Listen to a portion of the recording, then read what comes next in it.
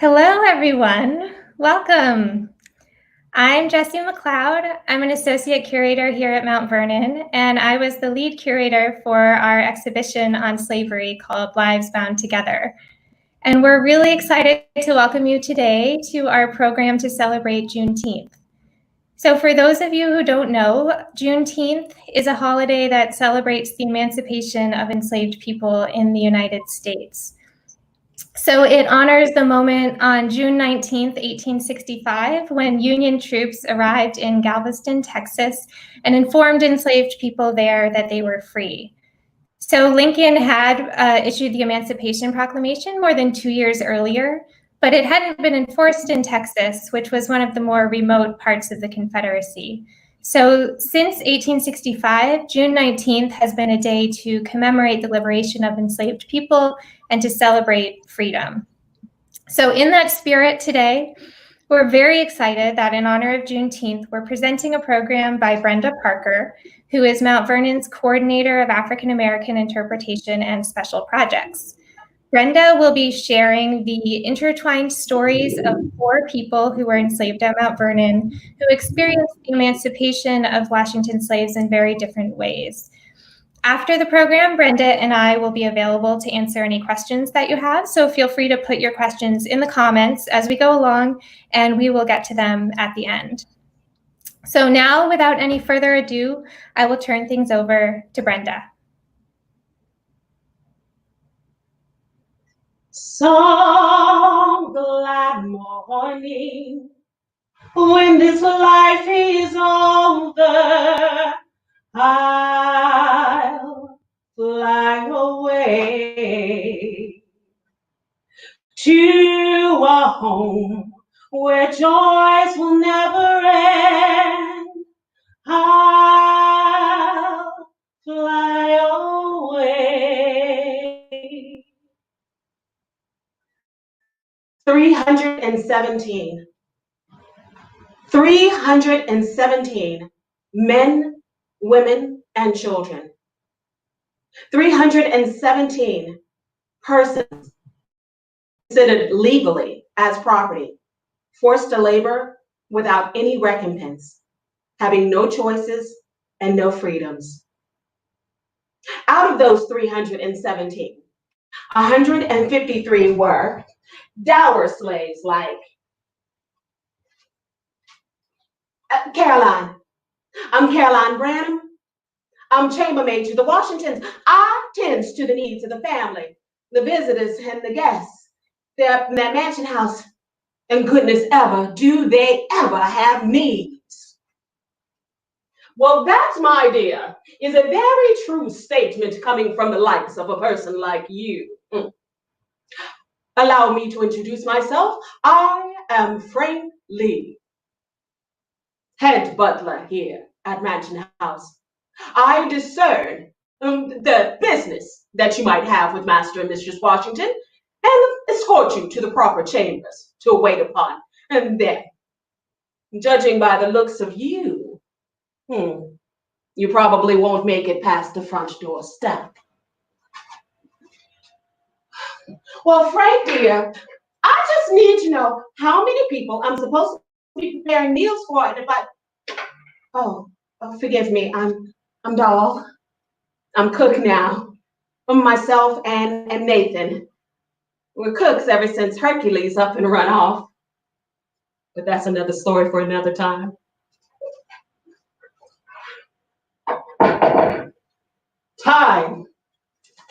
Time is in my hands now.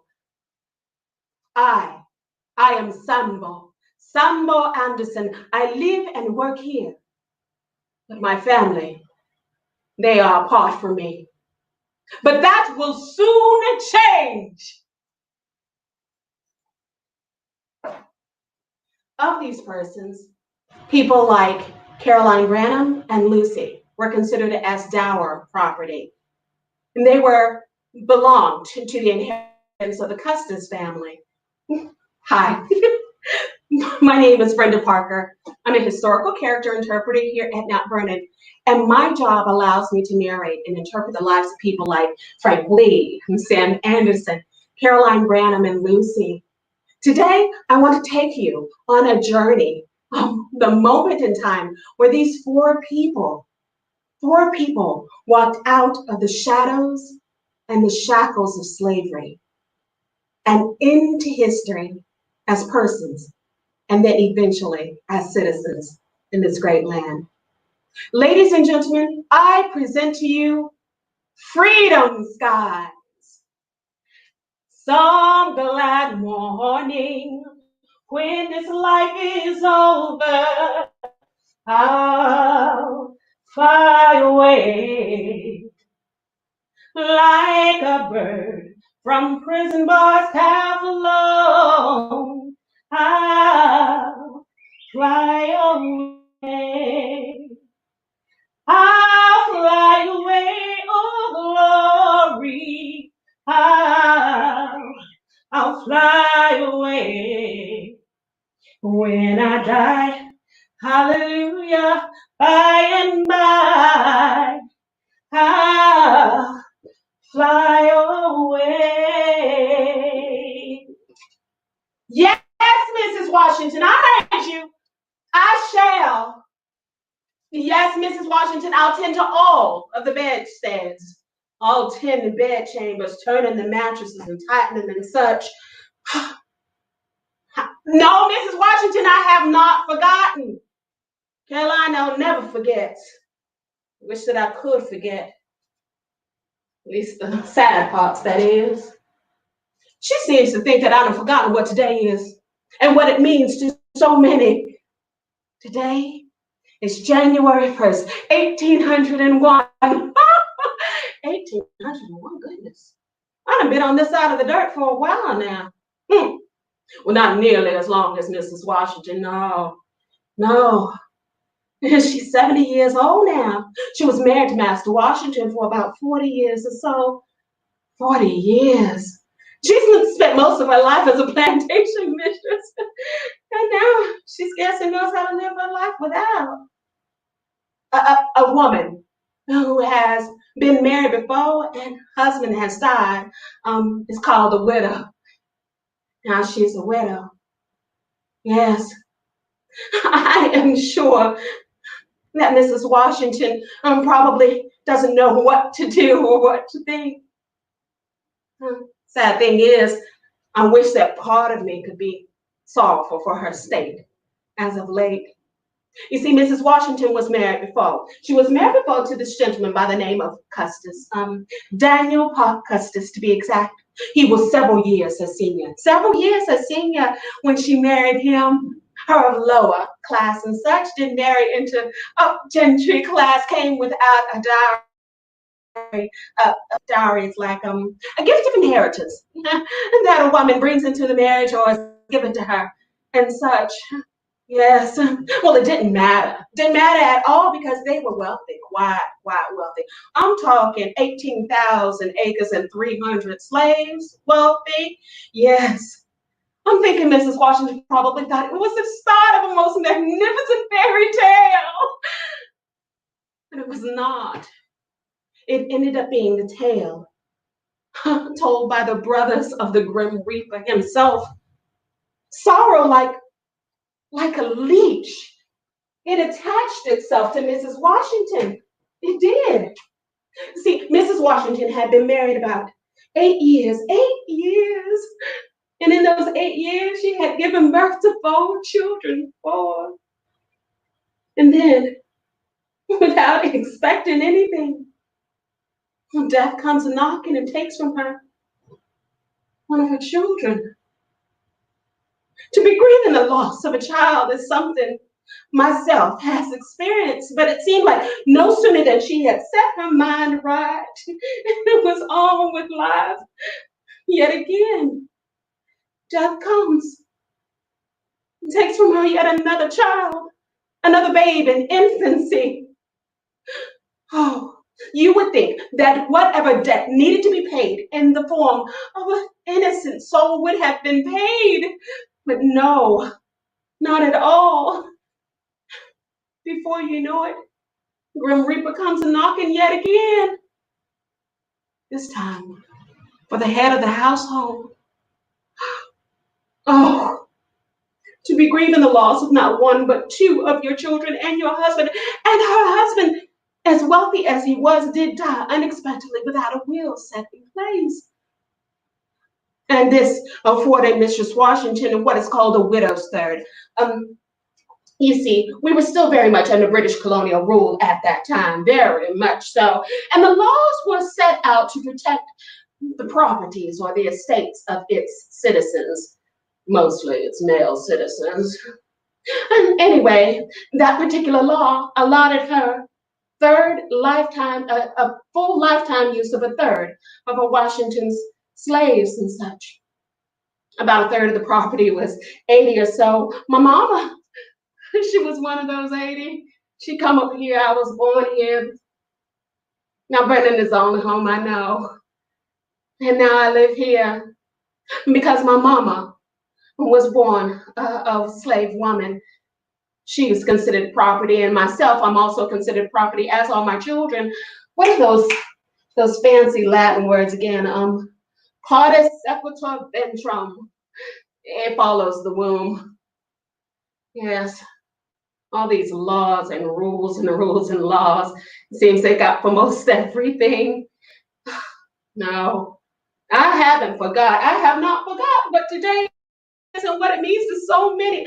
I am sure that there is much celebration going on out there on the outlying farms, on Muddy Hole and River and Dove Run and such. Oh goodness, so much celebration going on. Because today is the day that Mrs. Washington has chose to free her husband's slaves. It's also a sorrowful time for persons like myself. See, normally this time of year, this season and such, most everybody is celebrating 12th night, ending an epiphany and such, but for us enslaved folk, we spend our time in fear that we are going to be separated from our loved ones. My beloved Peter Hardeman, I just love me some Peter. He is groomsman and breeder. From Master Washington, he come here with the purchase of a horse. He is my husband, at least I like to call him my husband, and father of my children. And because circumstances can be so trying at this time, oftentimes the slaves are rented out or sometimes sold to repay a debt. So I don't know whether or not my beloved will be able to stay here with me or whether he'll be sent back to the persons that do own him. No, I have not forgot, Miss Washington. I have not forgotten what today is. Today is just another day. Another day for me, another weary day. Just a few more weary days and then I'll fly away to a home where joys will never end. I'll fly away. After Martha Washington died on May 22nd, 1802, Caroline Branham and the 152 others owned by the Custis estate were divided among Martha's 4 grandchildren. Caroline and her children were inherited by George Washington Parke Custis and sent to live on his Arlington plantation. Her husband, Peter Hardeman, was also sent to Arlington, a rare instance where a family was able to stay together. Caroline died in 1843, and she was buried in the graveyard of Christ Church in Alexandria, Virginia. Some of Caroline's children were able to gain their freedom. Her daughter, Lucy Ann Harrison, was sold by Custis to Alexandria merchant Robert Miller, who freed her in 1846. Through all of this, Lucy kept a chair from Arlington House that was said to have come originally from Mount Vernon. In 1892, she sold it to a member of the Mount Vernon Ladies Association, and it remains in our collection to this day, a reminder of Caroline Branham's legacy.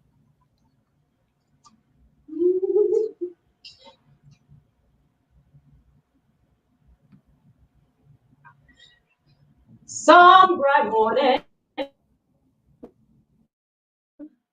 when this life is over, I'll fly away like a bird from prison bars have flown. I'll fly away. Well, what you gawking at? You act like you ain't never seen the likes of a person like me before. Well, go ahead on, get a good look.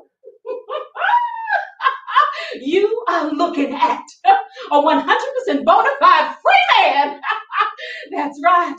I am Frank Lee, head butler to the Washingtons. Yes, and today, January 1st, 1801, I am free. Free indeed. Yes. Oh, my goodness. Look, if you don't believe me, take a look at this here parchment. This here parchment says as much as what you do behold. It says that on this day, myself, Francis Lee, am considered a free person. Free. Now, of course, my brother William Lee, he was freed much before this day. He was the only one of us that was freed from Master Washington's death, December 14th, 1799. You see, he was aide de camp and such for Master Washington, his personal manservant, his valet. Master Washington gave him his freedom. Upon his death, he says, "This I give him on account of his faithful service and loyal to me during the war. And I also give it to him as a sense of his attachment to me." Nevertheless, we are free now, both him and I. Oh, wait till my Lucy sees me. Wait till she sets eyes on me. Francis Lee, father of her children, a free man, a free man. Sorrowfully, no, she is not a free woman. No, not at all. She's considered part of the Custis dowry estate. As all my children, they belong to the Custis estate, will eventually belong to the grandchildren of Daniel Park Custis.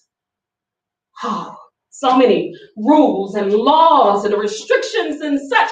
The same laws that just yesterday said that it was perfectly legal to enslave a person like me, today says that I'm free. Just because the laws say that you can do something does not mean that you should. Still in all, I am readying myself to go and present myself as a free man. Oh, to my beautiful Lucy. My beautiful Lucy. Yes, nothing else seems to matter on this here day. You know, it's rather odd though. Today does not look at all like I expected it to look. I mean, not accounting for the weather. It's just the simple fact that Mrs. Washington chose to go in contrast to her husband's will and such. The will did state quite clearly that upon his death, as well as hers, we were allowed to go free, but Mrs. Washington has changed her mind for whatever reasons they might be. I do know that Master Washington did have that change, that growth in moral character, that did cause him to say such things as slavery is a wicked, cruel, and unusual institution. I wish to be rid of it by slow, imperceptible degrees. He also said that there is no man greater than I that wishes to see for the slow, gradual abolition of it. Well, today is a start. Today is a right fine start. Oh, nothing else seems to matter, nothing at all. Wait till Lucy sees me. Oh, wait till she sees me.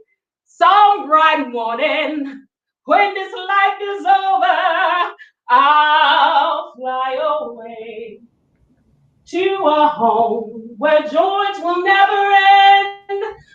I'll fly away.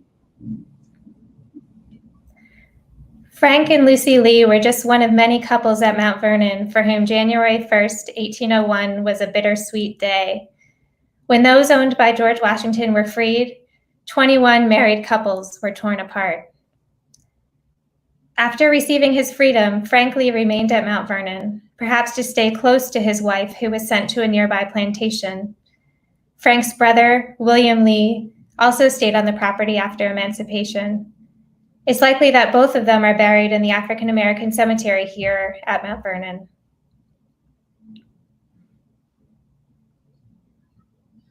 Just a few more weary days and then I'll fly away to a home where joy will never end.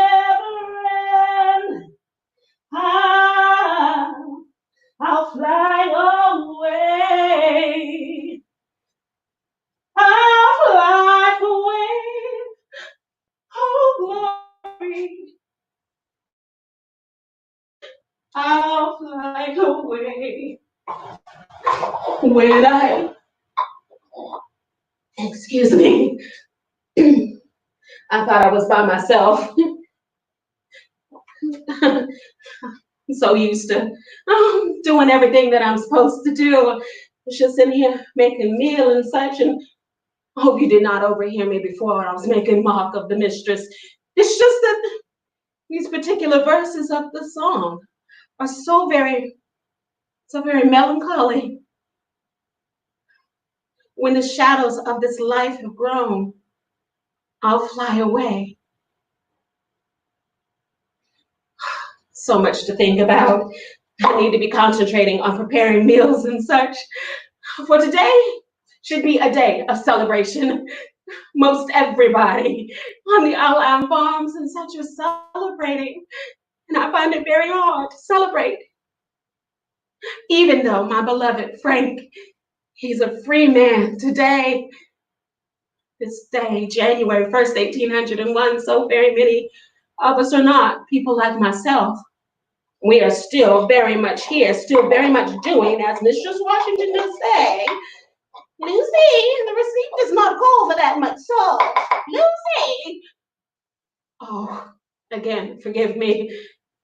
Forgive me, I'm just trying to distract myself. Just trying to distract myself. Think on pleasant things. Most of your community is receiving their freedom today. Oh goodness, this is a beautiful day. I cannot account for much else except for this beautiful day, such as it is. But I greatly fear that my Frank, even though he has gained his freedom, he will not stray very far from me, nor our children, Mike, Patty, and Philip. No, he will not.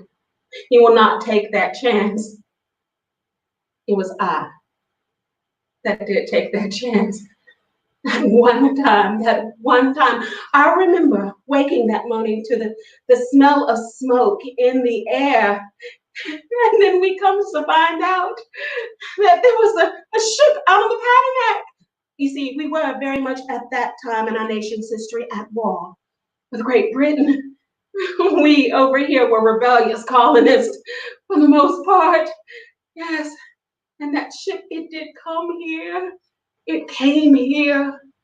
And I saw chaos as an opportunity. I did. That was so very many years ago, 1781. And I've been here ever since.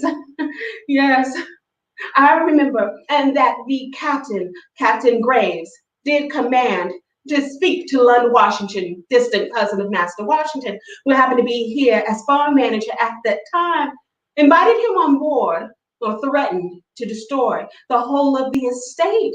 Well, on board he goes, sits down and has sup with him, breaks bread and such. And he comes back. By the time he had come back, we had made up our minds.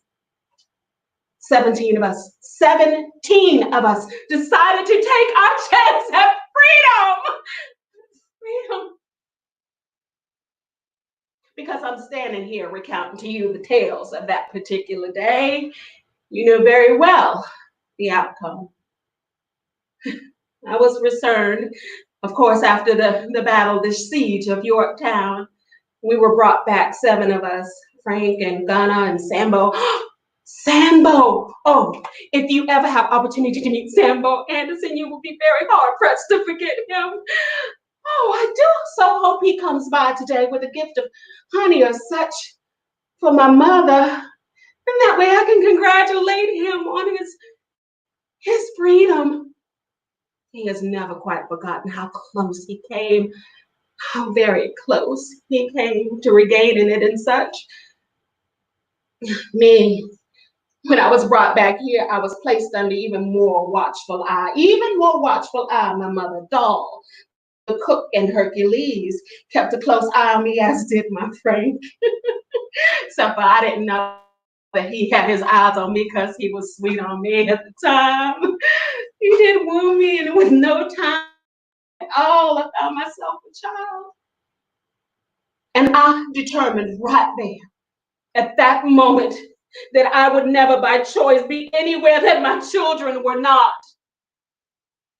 No, today is not a special day for me. Today is just another day when now I have to worry and concern myself with being separated from my loved one, my heart's home, my Frank Lee, only to be reunited again in death. When the shadows of this life have grown, I'll fly away like a bird from prison bars have flown. I'll fly away. After Martha Washington died, Lucy and 2 of her children, Mike and Patty, were inherited by Nellie Park Custis Lewis, Martha Washington's youngest granddaughter. They were sent to Woodlawn Plantation, about 4 miles from Mount Vernon. But Frank and Lucy's 17-year-old son, Philip, was inherited by Nellie's brother, George Washington Park Custis. He was sent to Arlington House, 15 miles away from the rest of his family. Lucy? Lucy? Lucy? Oh, you haven't seen Lucy around here, have you? Oh, please, let me introduce myself. This will be the first time I get to do this as a free man. I am Samuel. And they called me Sambo. I don't mind so much. And that it does mean firstborn. I am true Guinea African.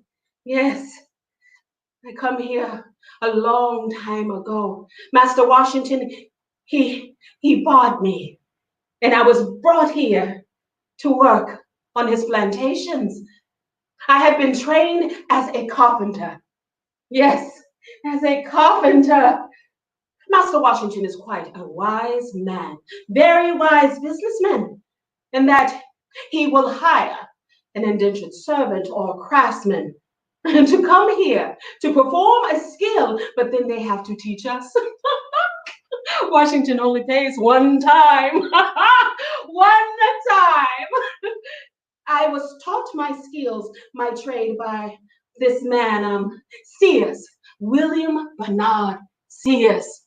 Yes, he makes the plans, lays them all out, and with my hands, these hands, I do the work. I have built window panes and doors and cabins and quarters. I have built myself a boat. I repair rakes and plows and wheels and hoes. And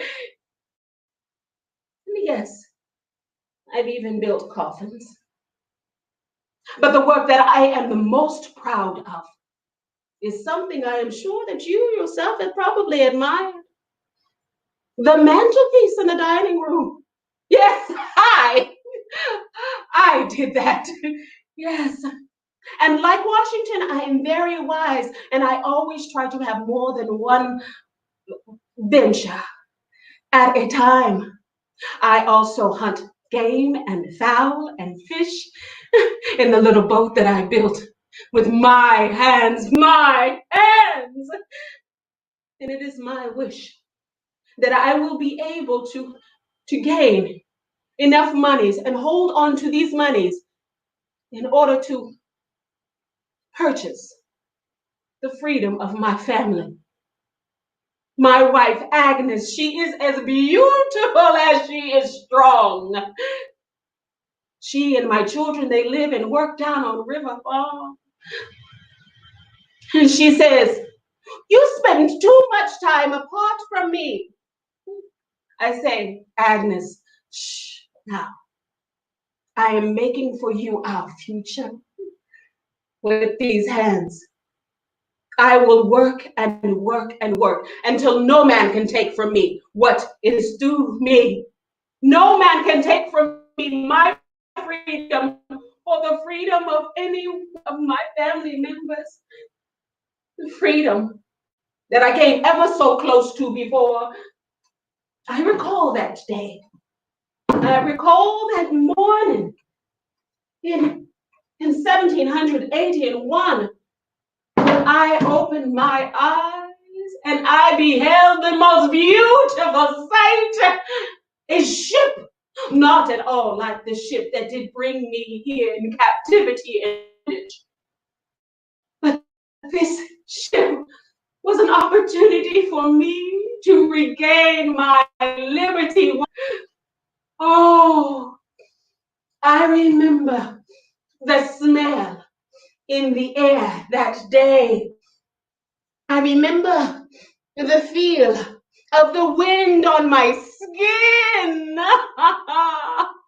the taste of the salt in the air, the birds singing, announcing my deliverance from this jail. I remember it all. Oh, how glorious it was until they made me go below the decks, until they made me go below. And once again, I was transformed back to my teeny years. The air choked about me. I could not breathe. I could not breathe. Oh, the waves crashed about, cursing our captors. The sounds of my countrymen crying out in pain, fear, and anguish will never leave my ears. No, no. I knew that I must once again be free.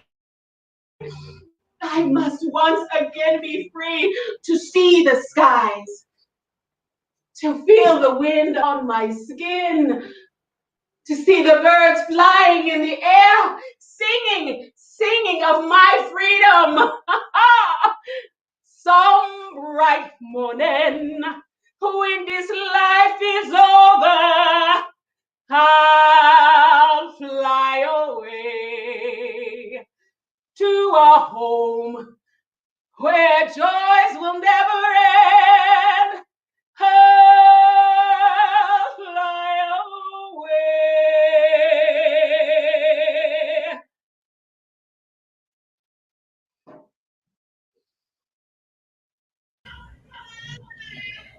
Though Sambo Anderson was freed, his wife Agnes and their 6 children remained enslaved. They were inherited by Martha Washington's granddaughter, Martha Park Custis Peter, and divided between the Peters' home in Georgetown and their plantation in Maryland. As a free man, Sambo lived in a cabin on the Mount Vernon property and supported himself by hunting and selling wild game. He earned enough money to purchase the freedom of his son Charles, his daughter Charity, 2 of his grandchildren, and 3 of his great-grandchildren. Sambo became so well known in the community that when he died in 1845, a notice of his death appeared in the local newspaper.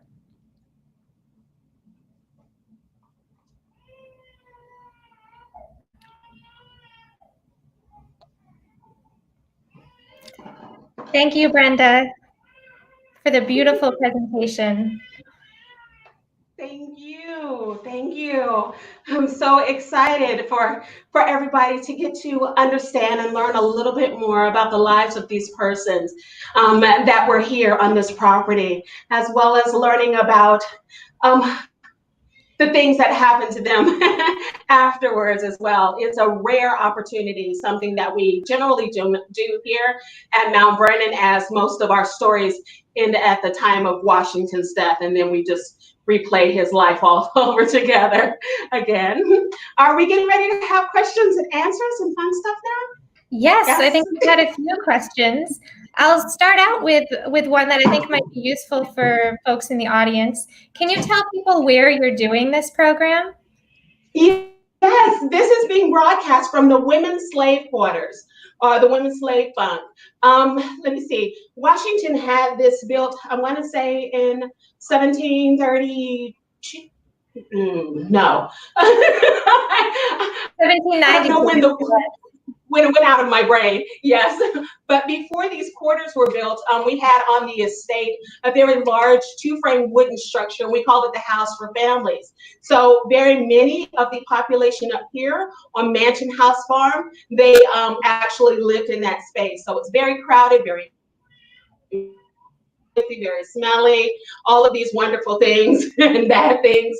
And then somewhere during Washington's presidency, he decides to have these barracks style living quarters built here.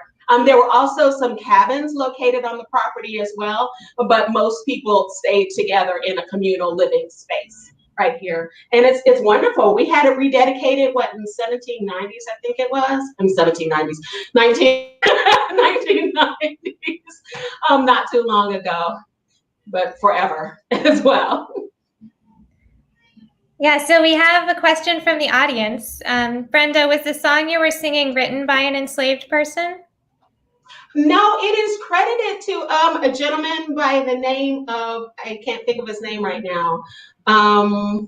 Herbert. I'll have to get back to you on that particular thing. I had it in my memory, but too many things went awry.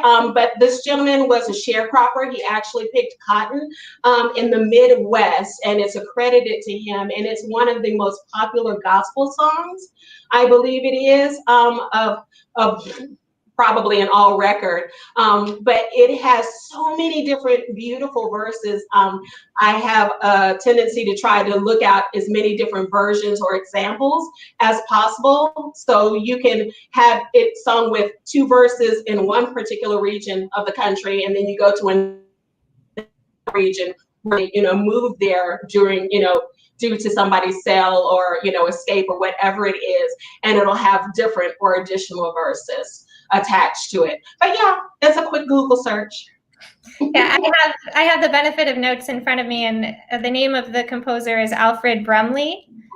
And it was written in the 1920s, and it has really become such a popular song. And even though it post-dated slavery, and even though he himself was a white man, I think the sentiments of the song are really so powerful and apply to so many of the stories that you're telling so beautifully here. Thank you. So let's see. Here's one question. How do we know what enslaved people wore? Oh, we have wonderful historical documents of things like inventories. Here on Washington's property, they were given a ration of clothing. There are descriptions of and accounts of certain linens or certain blends of fibers being purchased or brought in. And in addition to that, you see some examples of clothing behind me on the laundry line. Washington was very, very meticulous in that he tried to save money at all turns. And so he would have sewers and spinners here on the property. Caroline Branham was also considered as a sewer. So she was responsible for making 9 articles of clothing a week. At the end of the year or somewhere around that time, probably the holiday season, they would be issued a couple of articles of this and a couple of articles of that. So for a woman, for example, she might receive herself 2 shifts made out of linen, 2 petticoats, maybe one made out of linen, one made out of wool, and a short gown, a pair of stockings and shoes. And that was an annual ration. So she would switch out the clothing. The same thing with a gentleman. A gentleman would receive a couple of pair of breeches, a couple of work shirts, pair of stockings and shoes. It was up to them to keep them into good repair. Now, for a person like Caroline Branham or Lucy, they worked inside of the household, or frankly, if they were in the sight of visitors and guests, of course, they were given certain garments that were of better quality, as well as the men were more than likely always wearing a livery of red and white. And that's why, frankly, he had the red vest on. And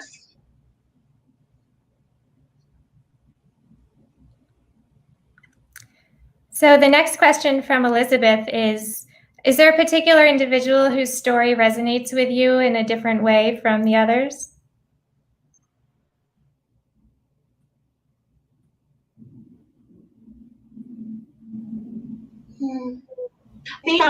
Lately, as of late, when I was doing presentations, getting ready for the Women's History Month, we did a few videos about different women here on the property. And Priscilla's story, she is considered, or what she was called, the wife of Slammin' Joe, who was a ditcher who worked up here.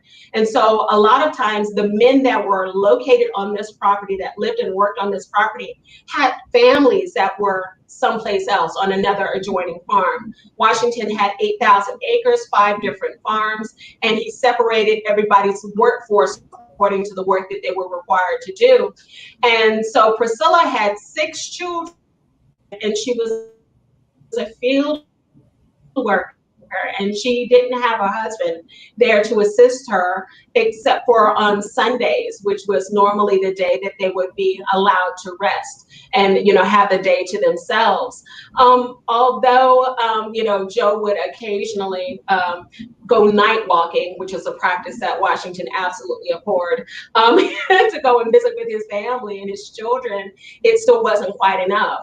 Now, the thing that touched my heart ever so much is when I came to the realization that, in accordance to the Manumission laws, and because her husband was part of Washington's property, I believe it was, he was given his freedom. I mean, she was part of Washington's property, forgive me. She was part of Washington's estate and property. And she was given her freedom, and likewise were her children. If she was unable or unwilling to care for her children, she was supposed to turn them over to, like, leaving from slavery and then going into a form of indentured servitude or another form of bondage. And we have no records saying whether or not Priscilla was able to provide for her children and keep her family together as a whole. So part of my heart is forever wondering what became of Priscilla and, you know, her 6 beautiful children. Was she able to keep them all under, you know, the same roof, or were they all, you know, sent to live and to, you know, receive an education and learn a skill someplace else beyond, you know, her supervision in her life? Yeah, Thank and you for the question. Speaking from the research side of things, you know, that's one challenge that we have when we're telling these stories of enslaved people, is that so often the records are incomplete and we don't know what happened to people. And it is, it's difficult to feel that you're always going to be wondering. But we are fortunate here at Mount Vernon that we do have a lot of information. And so we're able to piece together many of the stories, even if there are a lot of questions that remain. Let's see, do we have any other audience questions? So Cynthia asked, just after the moment when slaves learned they were free on June 19th, 1865, what were the next actions these freed men and women from Mount Vernon took? Did they run to see families at nearby estates? What did they do?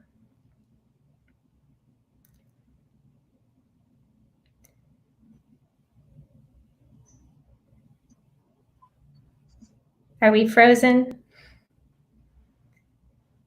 I can say from the... Yeah, we only have a couple of accounts that say that, this person stayed nearby and continued to work at Mount Vernon, or this person, went into Alexandria. And there were even laws that governed their mobility and restrictions. There were certain restrictions depending on, what time you're looking at, what years you're looking at. A portion of the time, the restrictions were you weren't allowed to leave the state. And if any of your children decided to leave the state for, to pursue an education, they could not come back into the state. Another one of the restrictions was that you had to prove that you had gainful work or labor, or you would be assigned, to a work position or sent to, to a workhouse or a work prison or something, of that particular nature. So I think as many as possible probably did try to stay as connected with their family as they possibly could, because they could not, move about the countries as they would have moved about the country, contrary to what happened during the Emancipation Day in 1865. But thank you for that question. That was a very good question. So the next question we have is, was there any additional information we know about the lives of these enslaved people that was omitted from the performance that you'd like to share? Oh, there's so much information. There's a ridiculous amount of information. Again, that is one of the blessings of being here at Mount Vernon and General Washington and his correspondence and his letters and documentation, so many different things. Let me see. Something that I didn't share that I wanted to share. Oh, Caroline Branham's family, her legacy. Hi, Sunny Miller. I'm actually acquaintances with Caroline Branham's descendants, and her family lineage went so far as to, during the civil rights movement of the 60s, back when public spaces were segregated, one of her family members organized and participated in the first sit-in here in Alexandria in the library that we have here in Alexandria. And as a result of that, they actually decided to open up their own library and reading room. And it's now in the form of an African-American museum. And it's down the road in Alexandria. So if you want to look that up. And then most everybody, there's so much more information on our websites. Just go into the databases, look at the videos. I just gave you, touches of these persons' lives and maybe their, potential, experiences, but there's so much more information that we have that is out there for public availability and public use. So keep looking, keep searching, it's out there. Yeah, if you go to mountvernon.org/slavery, you can find a page that has links to all of our resources. And in our digital encyclopedia, we have detailed biographies of the 4 people that Brenda was interpreting today, as well as numerous other people. So there's a lot of information out there, and we're trying to share it as widely as possible. Yes. So another question, do we know how many of the enslaved community at Mount Vernon were able to have a picture or painting of themselves? I remember Billy Lee in a portrait by John Trumbull. I can... Would you like to speak to that, Ms. Brenda? So very few. It was incredibly rare to have a portrait of an enslaved person or even an African-American person in the 18th century. And so the image that you're referring to in the question is owned by the Metropolitan Museum in New York. It's a 1780 portrait of George Washington by John Trumbull. And there's a figure in the background who's probably meant to represent William Lee, although it's likely not a literal depiction of Lee. It's probably not what he looked like. He's wearing this turban that kind of shows him as this exotic figure, which was an artistic convention at the time, but it wasn't a type of hat that he actually would have worn. So often you see that there's kind of a generic figure in the background meant to represent an enslaved person. The main other image that we have is the Washington family portrait by the artist Edward Savage. And that's an enormous painting that's at the National Gallery of Art here in Washington, D.C. And that has a figure in livery in the background. And we think that that also may represent William Lee, or it may represent another enslaved waiter in the president's house. We aren't sure. So as you can see, there are very few. It was very unusual for enslaved people to have their portraits painted. So unfortunately, we don't know what most of them looked like. All right. Did anyone ever interview Billy Lee to capture his reminiscences? I can speak to this one. So we know that William did stay on the plantation after receiving his freedom. And there are accounts of several visitors to Mount Vernon in the early 19th century who spoke with him. There isn't any formal account of his reminiscences, unfortunately. It would have been wonderful to have that as historians. But there were people who kind of went and as they were visiting Mount Vernon, they really felt moved to pay their respects to William Lee because he was such a well-known figure during the Revolutionary War. He was at Washington's side throughout all 7 years of the conflict. And so people who had been associated with Washington during the war knew William Lee quite well. And so when they came to Mount Vernon, they really wanted to come and see him and kind of honor him in that way. So we do have accounts of him as an older man from the perspective of others, and they describe how he did become disabled later in his life. He hurt both of his knees and wasn't able to serve as Washington's valet for very long after the war, and he ended up working as the shoemaker at Mount Vernon. And so unfortunately, he spent the latter years of his life probably in a good deal of pain from those injuries.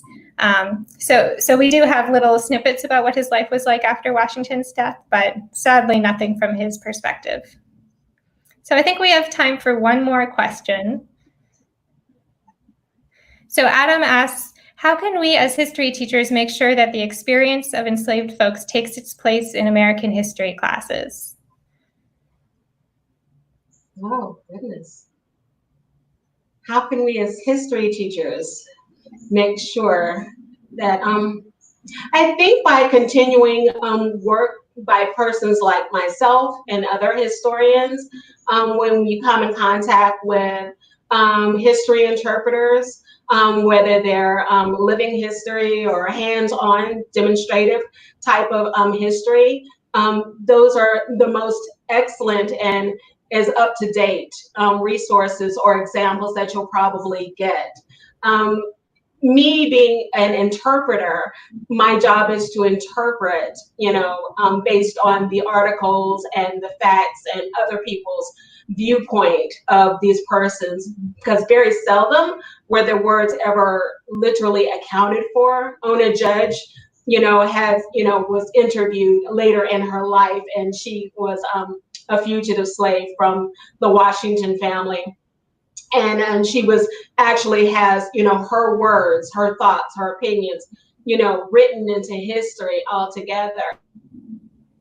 And, that very seldom happens. So it's up to people like myself and other, historians to kind of put our collective minds together and our collections together and to try to piece together a life, a life experience and a personality for these people to be able to, for their stories to progress into the world. Yeah, and I'll just add on to that. On our website, we have a lot of resources related to slavery and including slavery as a topic in the classroom. And there should be links to those on our webpage, mountvernon.org/slavery. And I think it's really wonderful to use Mount Vernon as a case study because we do have so much documentation and there are a lot of primary sources that you can use to help students understand the institution of slavery as well as the lives of individual enslaved people. So we're happy to help you bring that important topic into the classroom. So definitely check out what we have on our webpage. Yes. And with that, I think we're ready to wrap up. Thank you, Brenda, so much. That was amazing. Thank you all for tuning in and for your wonderful questions. As you may have seen, Mount Vernon is reopening to the public on June 21st with our outdoor spaces only. There's more information about that on our website. We hope that you'll come and see us. We've missed you. We're very excited to welcome people back to the estate. And we are, as I mentioned, we have a ton of information on our website about this topic. Please look at that and learn more. And thank you again. Brenda, do you have any final thoughts? No, thank you so very much. Thank you. This has been a wonderful opportunity, a wonderful experience, and I hope that I have been encouraging and uplifting and educating to you as well. Everybody enjoy the weekend. Happy Father's Day to all the fathers that are out there, near and far, and most of all, happy Emancipation Day as well.